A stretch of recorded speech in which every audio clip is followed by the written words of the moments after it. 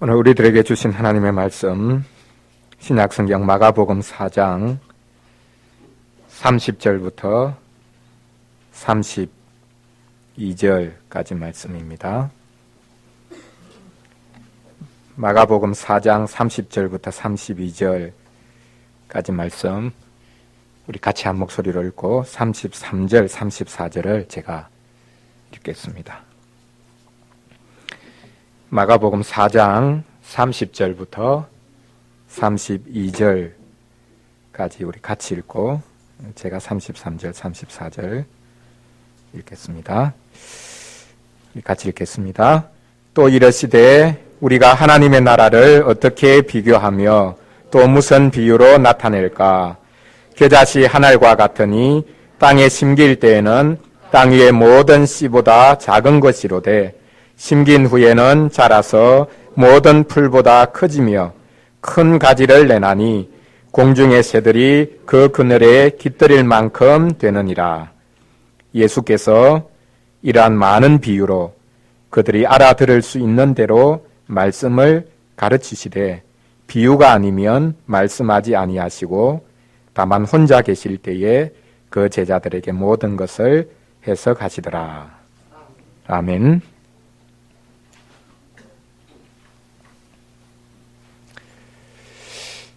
한국 신자들이 좋아하는 성경 구절 중에 하나가 바로 구약 성경 욥기에 나오는 내 시작은 미약하였으나 내 나중은 심히 창대하리라 라는 구절입니다. 각 교회마다 이 구절이 새겨진 교회 명판을 교인들에게 선물하기를 좋아합니다.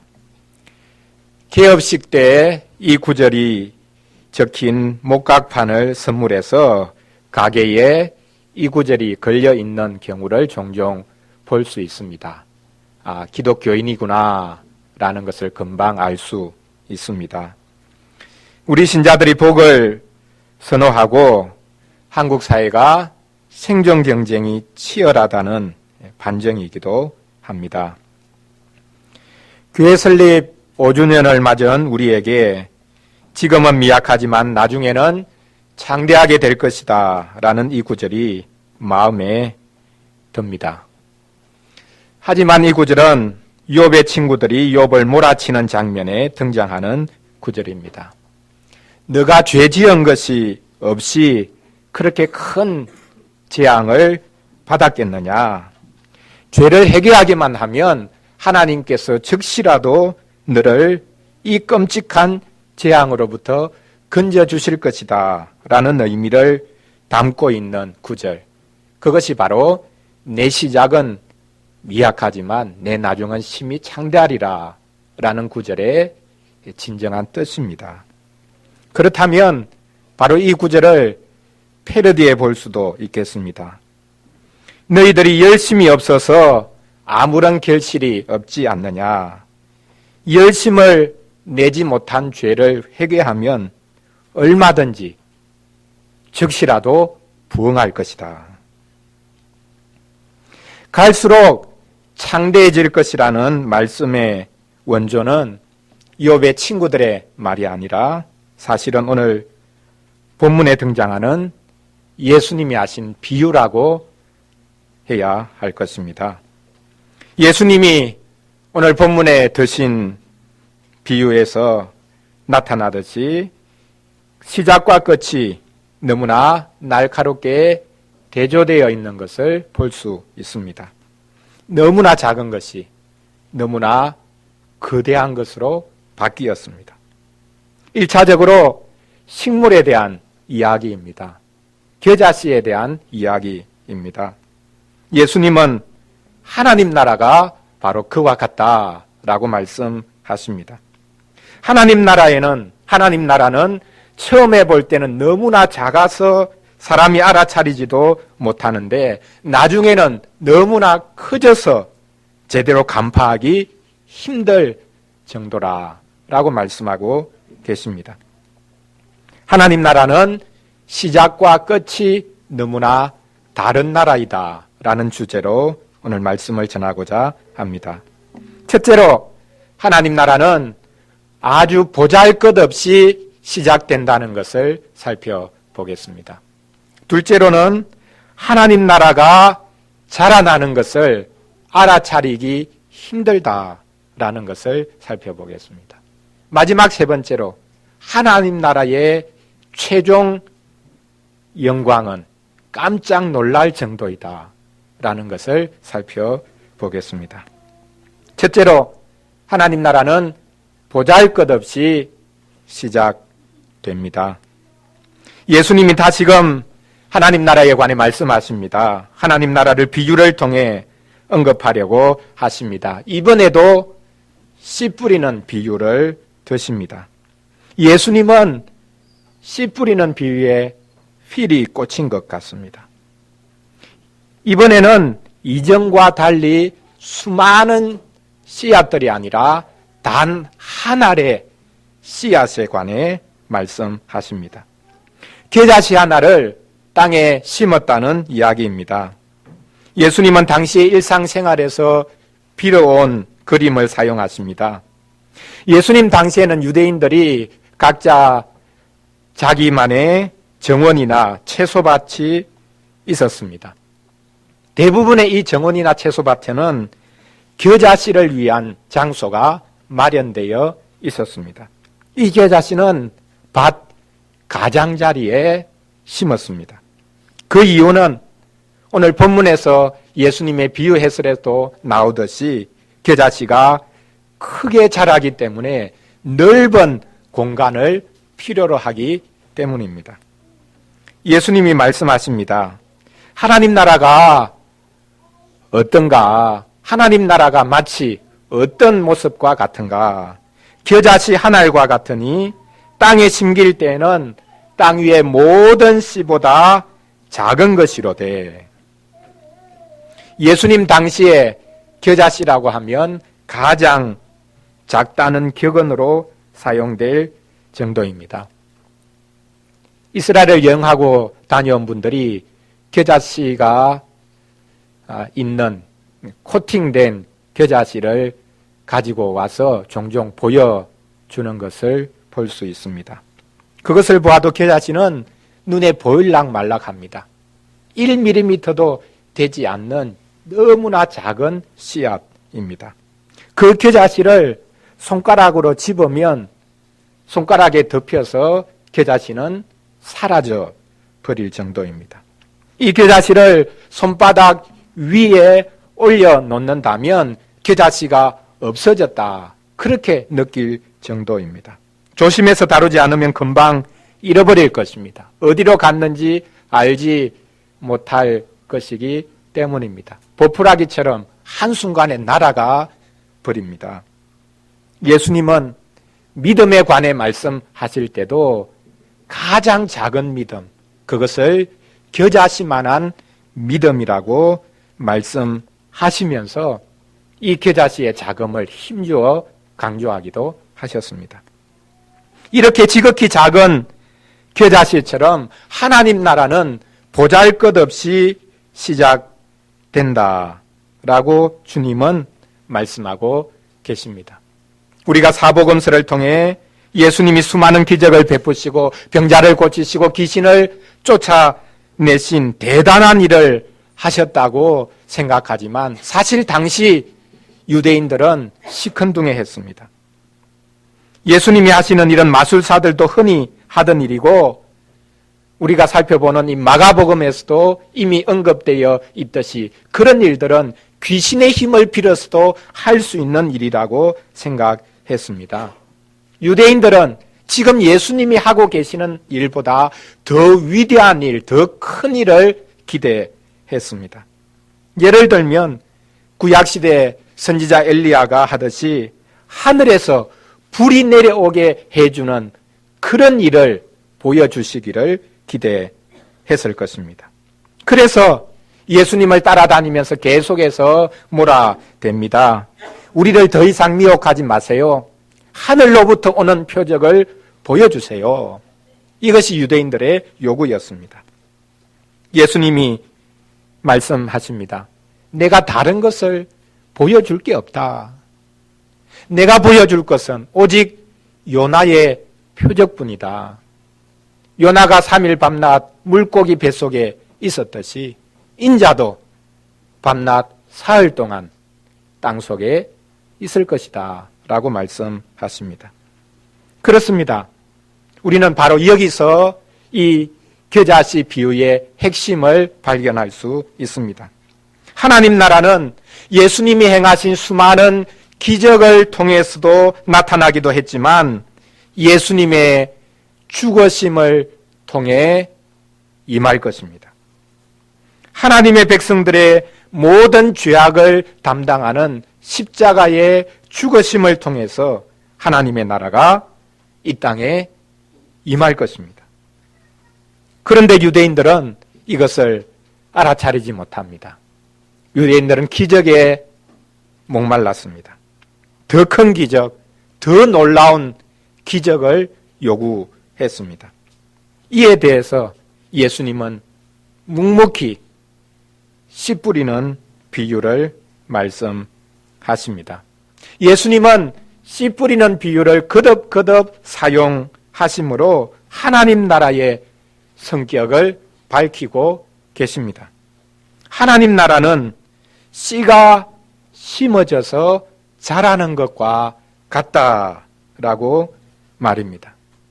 한 알의 밀이 땅에 떨어져서 죽지 않으면 한 알 그대로 있고 죽으면 많은 열매를 맺는다라고 말입니다. 예수님의 십자가 죽으심이야말로 이 땅에 하나님의 나라가 심어져서 싹이 튼 순간입니다. 어느 누가 이것을 알아차릴 수 있겠습니까? 나중에 신약교회가 세워진 후 교회는 유대인들과 로마 당국으로부터 없는 것처럼 취급을 당했습니다. 기독교인들은 평판이 좋지 못했습니다. 로마 제국 내에 기독교인에 대한 악성 소문이 퍼져갔습니다. 3가지 정도로 요약될 수 있습니다. 첫째, 기독교인들은 무신론자라는 것입니다.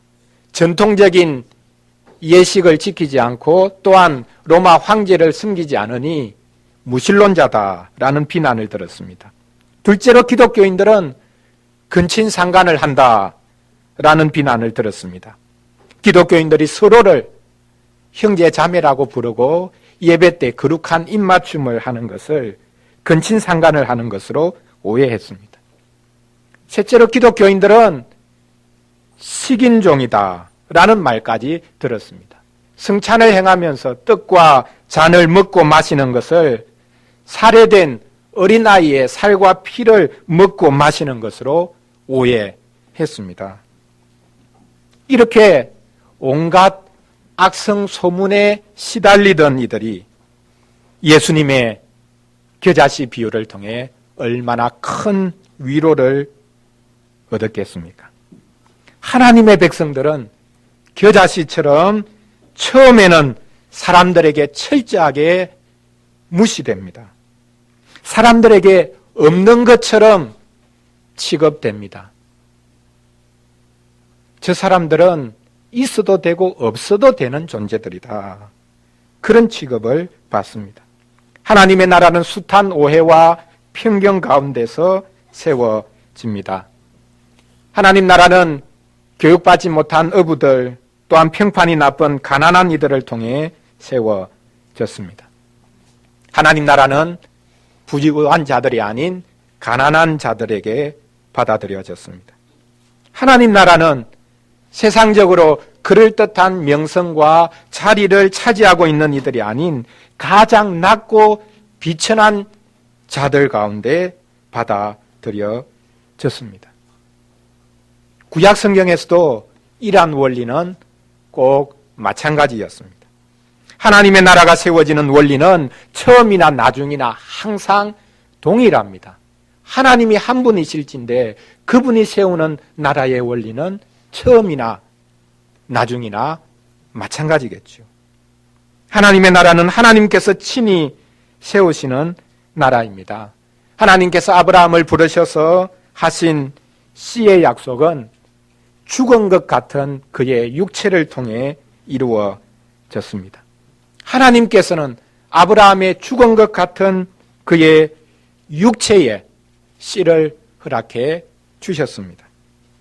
로마서 4장에서 밝히고 있듯이 아브라함은 바로 이 체험 때문에 하나님은 죽은 자를 살리시며 없는 것을 있는 것으로 부르시는 하나님이라고 마침내 믿었습니다.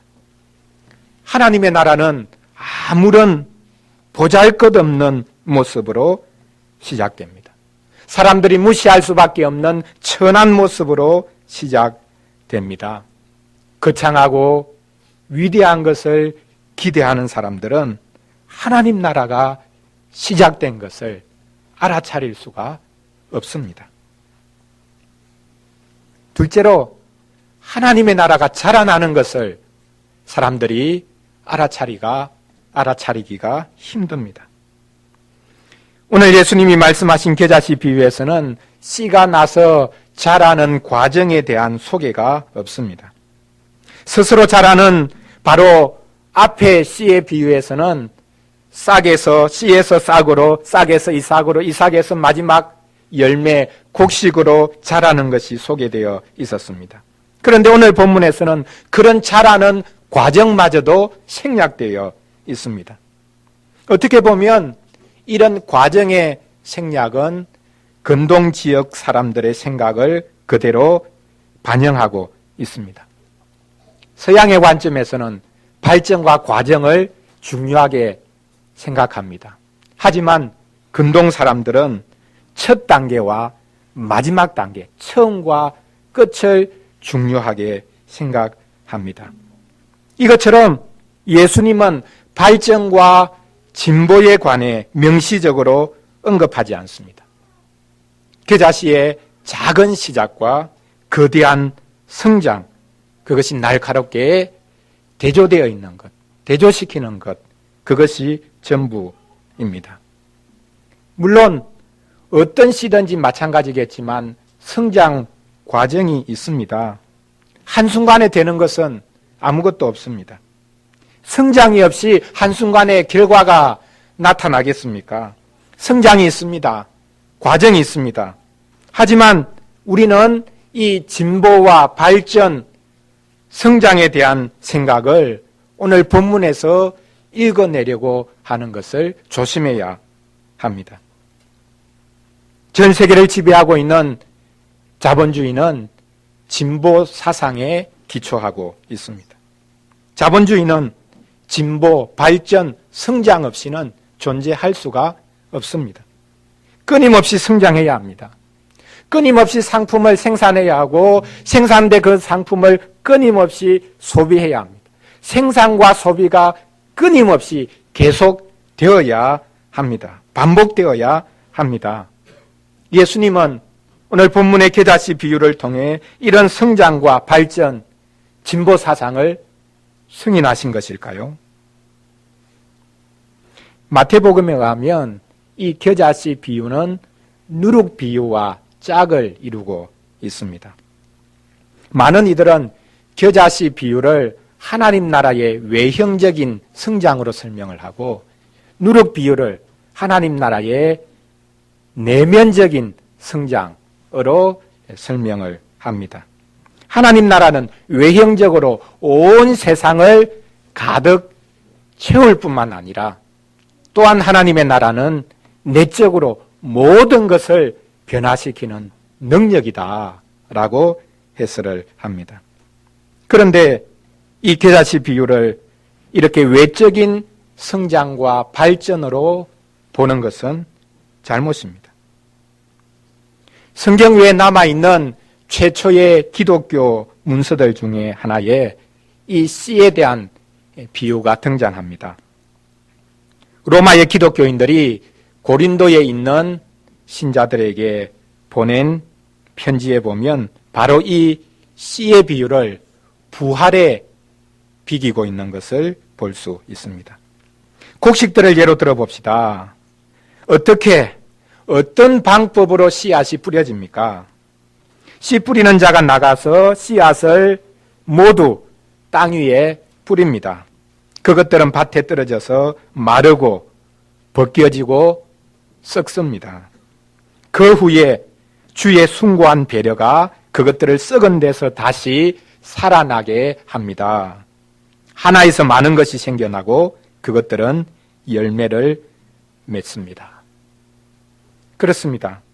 우리는 하나님 나라의 성장과 발전을 경제적이고 정치적이고 종교적인 세력 확장의 관점에서 보아서는 안 됩니다. 죽음과 부활의 관점에서 이 씨의 비유를 보아야 합니다. 하나님의 나라는 오직 예수 그리스도의 죽으심과 부활 위에 서 있고 그 죽으심과 부활로 인해서만 생겨나고 자란다라는 뜻입니다. 고대의 어떤 주석가가 마음이 한껏 부풀어서 오늘 본문의 겨자씨 비유를 다음과 같이 해석하면서 외친 말이 있습니다. 유대에 심겨진 겨자씨는 아주 작은 것에 불과했으나 그것은 갑자기 자라나 크고 우람한 나무로 성장하였다. 바로 이것이 콘스탄틴이, 로마의 황제 콘스탄틴이 기독교인이 된 찬란한 시기에 이루어졌다. 얼마나 감격스러웠겠습니까? 기독교를 핍박하던 로마 제국이 기독교에 투항했으니 말입니다. 로마 황제가 제 발로 교회에 걸어들어와 무릎을 꿇고는 세례받겠다고 했으니 말입니다. 이후에 중세교회는 이것이 자랑거리가 되어서 유대인들을 극심하게 핍박했고 십자군 전쟁도 일으켰고 급기야는 상인들과 더불어 선교사를 보내어서 전 세계를 약탈했습니다. 스페인과 포르투갈이 라틴 아메리카를 침략했을 때 프란치스코회와 도미니코회의 수도사들이 앞장서서 원주민들을 기독교화한다는 명목하에 세례도 많이 주었지만 그들을 무참하게 살해했습니다. 겨자씨의 거대한 성장이 너무나 매력적으로 보인 것은 우리 개신교회도 마찬가지였습니다. 네덜란드와 영국과 미국을 포함한 서양의 제국주의가 기독교를 앞세워 약한 나라들을 약탈했습니다. 이런 약탈 행위는 식인종들의 살인 행위보다 더 야만적인 것이었다라고 말해도 크게 무리가 아닐 것입니다. 인간성을 낙관한 서양의 자유주의 신학은 이런 제국주의 행태를 승인했습니다. 어용신학이었습니다. 19세기에 이르러 인간성에 대한 낙관주의가 판을 쳤고 교회마저 이것에 물들어 우리가 죄인이라는 의식을 내려놓고 우리의 노력으로 하나님의 나라를 이 땅에 세울 수 있다. 이 땅에 유토피아를 세울 수 있다라는 장밋빛 환상에 물들었습니다. 기독교가 교회의 힘으로 이 땅을 지상의 낙원으로 만들 수 있다는 것입니다. 하나님께서 막으신 그 에덴 동산, 사라진 그 에덴 동산을 우리의 힘으로 만들 수 있다, 회복시킬 수 있다, 자신만만해 했습니다. 그 환상이 철저하게 깨진 것이 바로 우리가 잘 아는 제1, 2차 세계대전이었습니다. 제1, 2차 세계대전으로 인해 인간성을 낙관적으로 본 자유주의 신학이 쑥 들어가 버렸습니다. 하지만 경기가 되살아나면 언제나 이런 낙관주의는 교회의 뒷문으로 은근슬쩍 들어옵니다. 만약 제3차 세계대전이 벌어진다면 그것은 교회 내에 다시금 들어온 인간성을 낙관하는 신학, 그것이 판을 치게 될 때에 이를 것입니다. 최근 들어서 로마 천주교회가 반성하기 시작했습니다. 처음에 언급했던 그 콘스탄틴 대제, 콘스탄틴 황제의 기독교인이 된 것. 그래서 그때부터 콘스탄틴주의라는 것이 교회 내에 자리를 잡았습니다. 로마 교회가 콘스탄틴주의에 물든 것, 정치와 종교가 하나가 되어서 세계를 지배하자라는 사상, 그것을 가지고 지금까지 생활해 왔는데 이제는 로마 천주교회가 그것을 반성하기 시작했습니다. 로마의 콘스탄틴 대제가 기독교를 승인하고 기독교가 로마 제국의 종교가 된 것, 그것이 교회의 부패를 가져오게 되었다는 것을 고백하기 시작했습니다. 로마 제국이 기독교를 승인함으로 말미암아, 지원함으로 말미암아 교회는 세상 권력을 동경하기 시작했다는 것을 고백하기 시작했습니다. 로마 교회의 성직자주의, 그것이 바로 이런 콘스탄틴주의로부터 출발했다는 뼈저린 반성입니다. 놀라운 일입니다. 오늘 종교개혁을 기념하는 주일인데 우리는 지금 로마 천주교회를 종교개혁 전야의 모습으로 기억하고 있습니다. 아닙니다. 지금 로마 교회 내에서 벌어지고 있는 일들을 여러분들 한번 신문지상이나 여러 소식들을 통해서 살펴보십시오. 로마 교회가 얼마나 놀라운 종교개혁, 변화를 위해서 몸부림을 치고 있는지 알 수 없습니다. 오히려 우리가 반성하고 회개할 것이 없는지 종교개혁 기념주일에 로마 교회를 생각할 것이 아니라 오히려 우리 자신을 생각해야 될 듯 합니다. 마지막 세 번째로 하나님 나라의 최종 영광은 너무나 놀라운 것이어서 도무지 믿기 힘들 정도다라는 것을 살펴보겠습니다. 32절 말씀을 보십시오. 겨자씨가 심겼습니다. 심긴 후에는 자라서 나중에 모든 풀보다 커진다. 큰 가지를 낸다. 공중의 새들이 그 그늘에 깃들일 만큼 된다. 라고 말씀하십니다. 겨자씨는 1년생인데 속히 자라고 퍼져서 2, 3m나 자랍니다. 겨자씨가 이렇게 금방 자라는 것이 사실이지만 나무라고 부르지는 않습니다. 그런데 예수님은 이 겨자씨가 모든 풀보다 커진다, 큰 가지를 낸다, 새들조차도 그 그늘에 깃든다, 거대한 나무로 자란다 라고 말씀하십니다. 여기에 과장이 있습니다. 하지만 이 과장 속에 진실이 담겨 있습니다.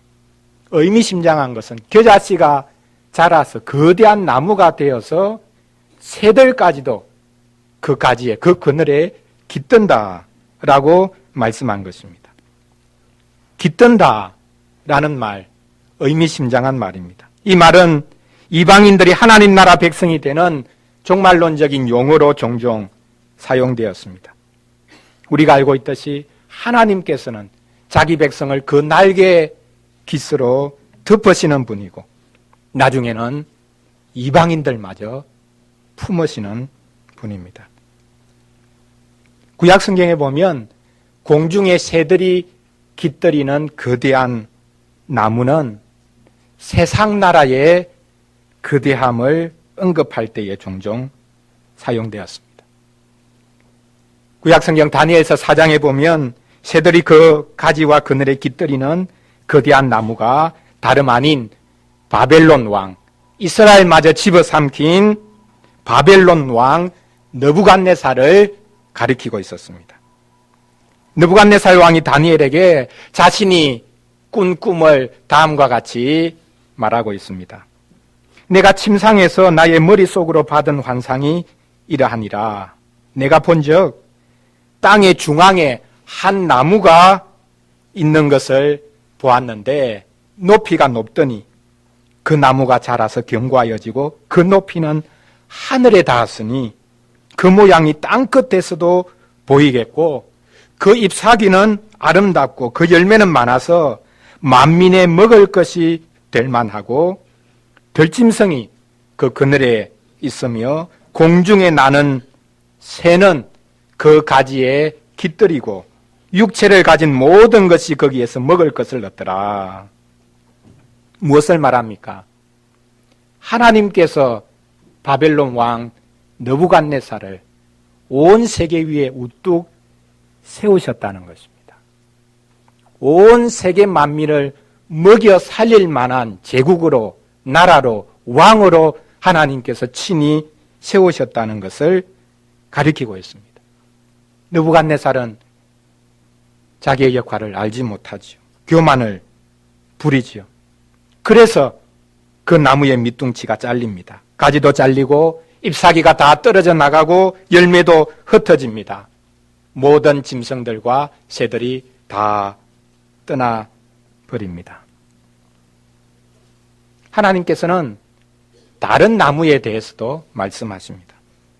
에스겔서 17장 22절에 보면 이 다른 나무에 대한 이야기가 나오고 있습니다.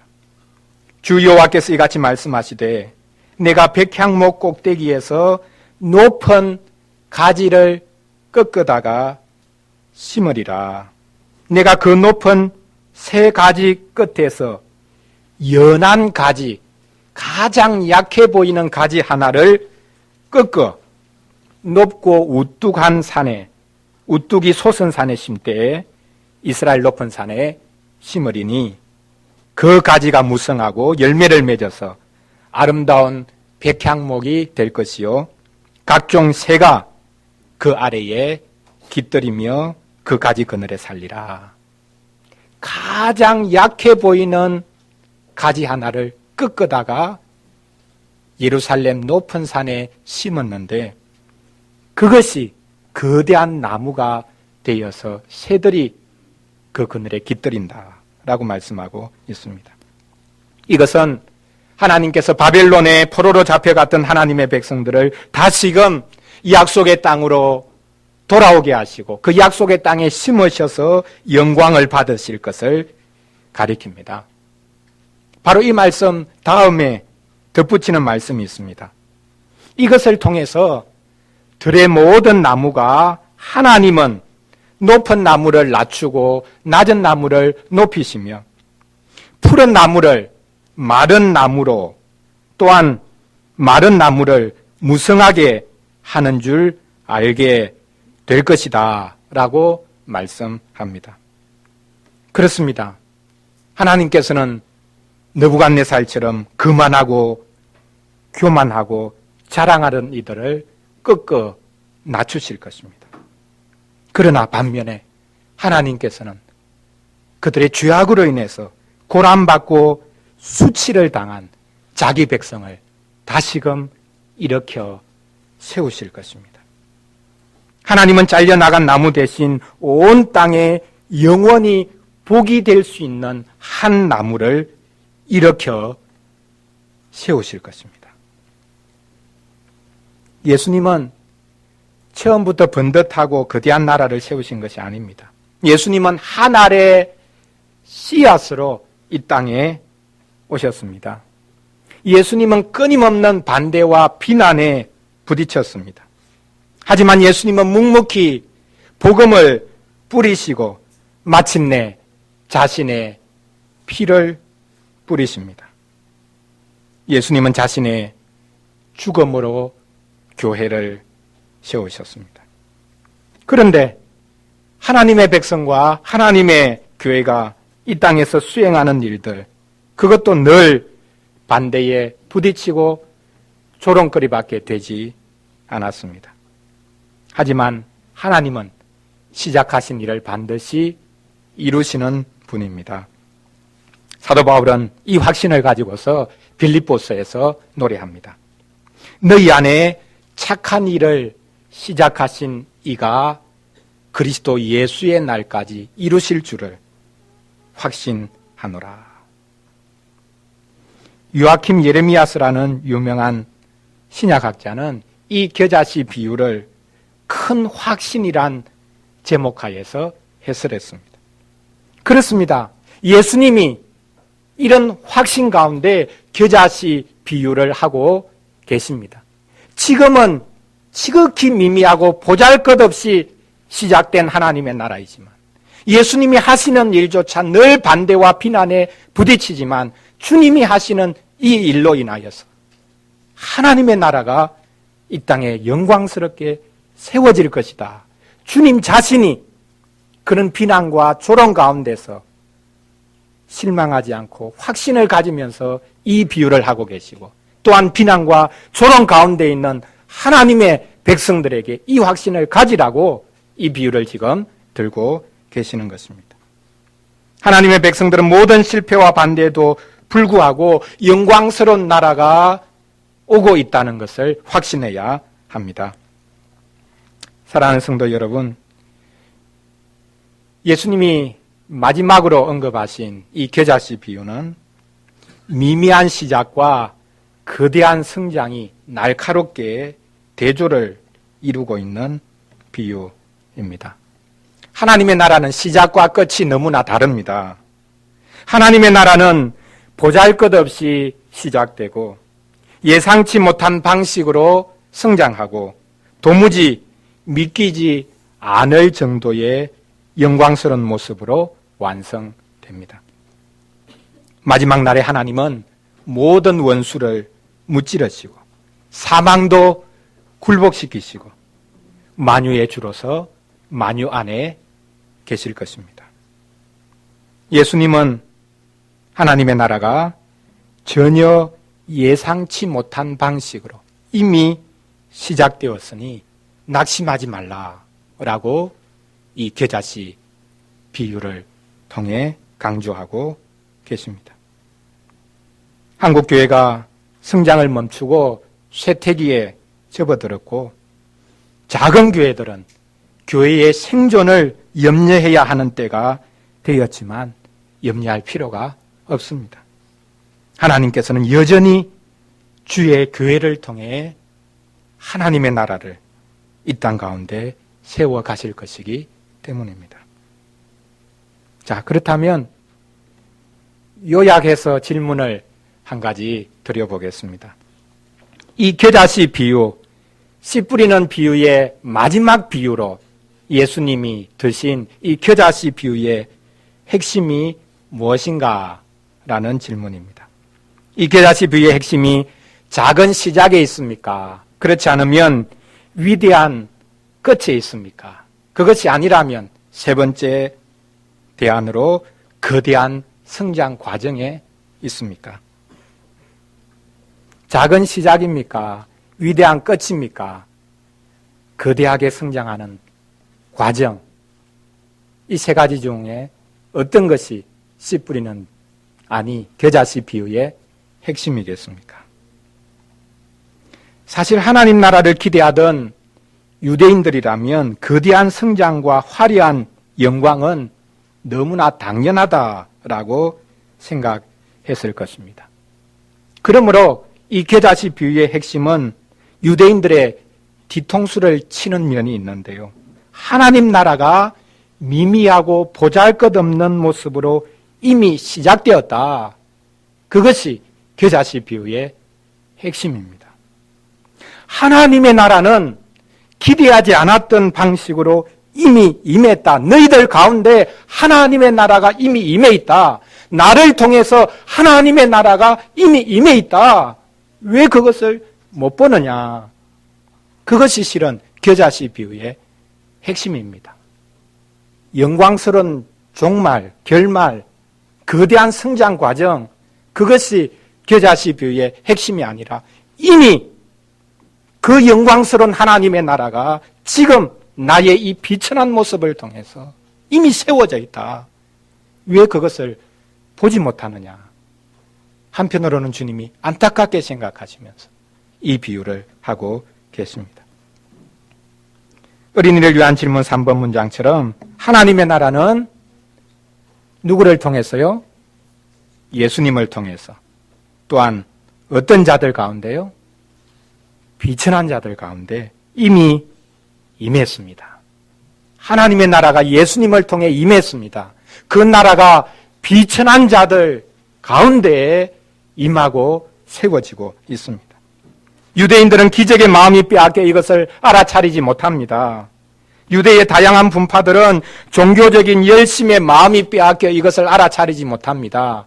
유대 종교 지도자들은 돈 욕심과 권력욕에 사로잡혀서 하나님의 나라가 이런 미미한 모습으로, 보잘것없는 모습으로 이미 시작되었다라는 것을 꿈에도 알아차리지 못합니다. 그들은 보기는 보아도 알지 못하고 듣기는 들어도 깨닫지 못합니다. 오늘날도 마찬가지일 것입니다. 성장과 발전과 진보의 마음을 빼앗기면 그리스도의 십자가와 부활로 인해 임한 하나님의 나라를 알아차리기 힘듭니다.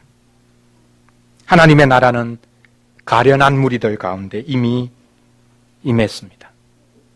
우리의 노력이 헛된 것처럼 보이고 우리가 실패에 실패를 거듭하는 가운데서도 하나님의 나라는 성공적으로 이 땅 가운데 세워지고 있습니다. 우리가 무력할 그때에 가장 소망스러운 싹이 터서 자랍니다. 그 성장은 어느 누구도 예측할 수 없습니다. 기도하겠습니다.